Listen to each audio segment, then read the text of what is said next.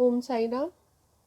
साई सचित्र चैप्टर 1 अध्याय 1 गेहूं पीसने की कथा तथा उसका तात्पर्य। वंदना भावार्थ।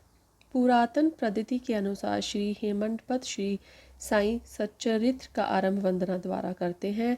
प्रथम श्री गणेश को साष्टांग नमन करते हैं, जो कार्य के निर्विघ्न समाप्त कर उसको यशस्वी बनाते हैं और कहते हैं कि श्री साई ही गणपति हैं।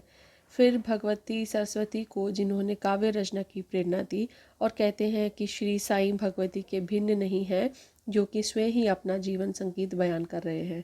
फिर ब्रह्मा, विष्णु और महेश को, जो क्रमश उत्पत्ति, स्थिति और संहार करता है, और कहते हैं कि श्री साई और वे अभिन्न हैं, वे स्वयं ही गुरु बनकर भवसागर से पार उतार देंगे।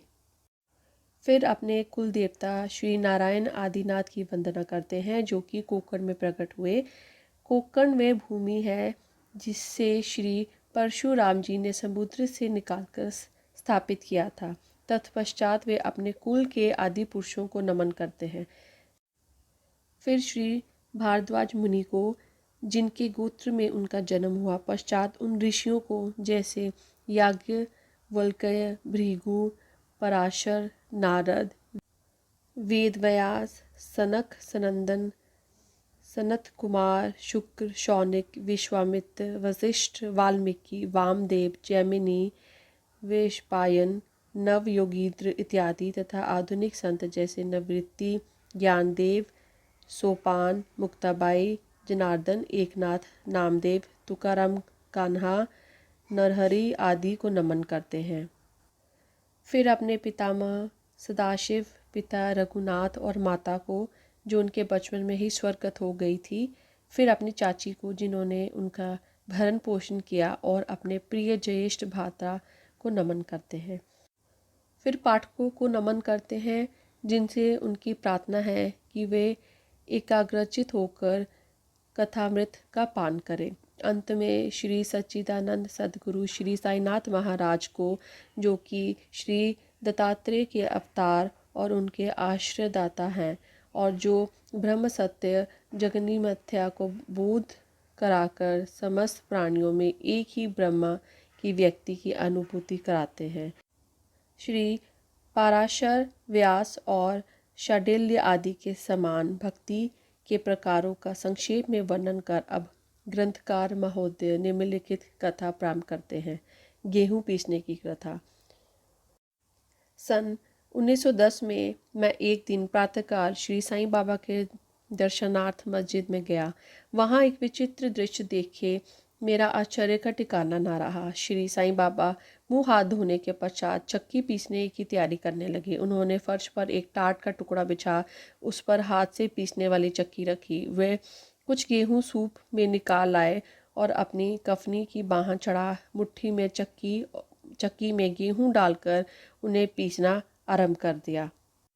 मैं सोचने लगा कि बाबा को चक्की पीसने से क्या लाभ है। उनके पास तो कोई है भी नहीं, और वे अपना निर्वाह भी भिक्षावृत्ति द्वारा ही करते हैं। इस घटना के समय वहां उपस्थित अन्य व्यक्ति की भी ऐसी ही धारणा थी, परंतु उनसे पूछने का साहस किसे था। बाबा के चक्की पीसने का समाचार शीघ्र ही सारे गांव में फैल गया, और उनकी ये विचित्र लीला देखने के हेतु तत्काल ही नर नारियों की भीड़ मस्जिद की ओर दौड़ पड़ी।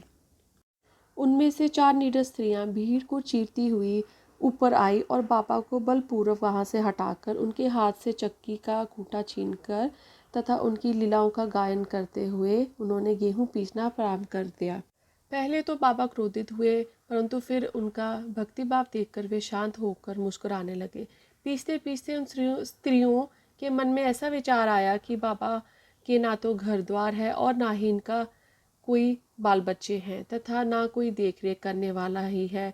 वे स्वयं भिक्षावृत्ति द्वारा ही अपना निर्वाह करते हैं। अंत उन्हें भोजन आदि के लिए आटे की आवश्यकता ही क्या है।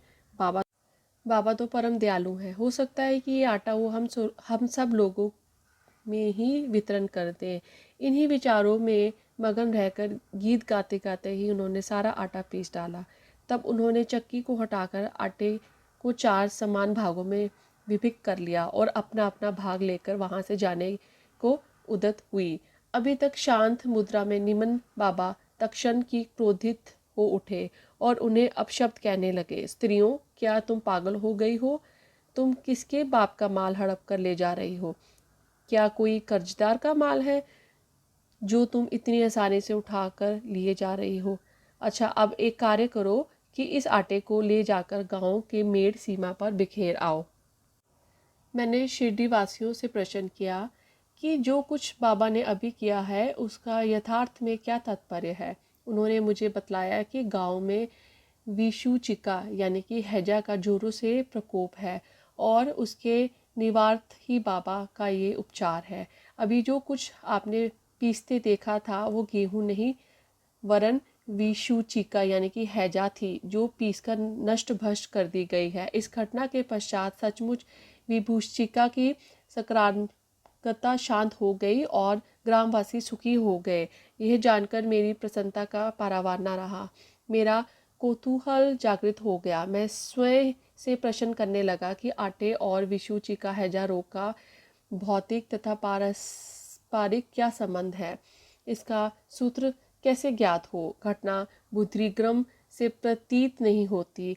अपने हृदय की संतुष्टि के हेतु इस मधुर लीला का मुझे 4 शब्दों में महत्व अवश्य प्रकट करना चाहिए। लीला पर चिंतन करते हुए मेरा हृदय प्रफुल्लित हो उठा और इस प्रकार बाबा का जीवन चरित्र लिखने के लिए मुझे प्रेरणा मिली।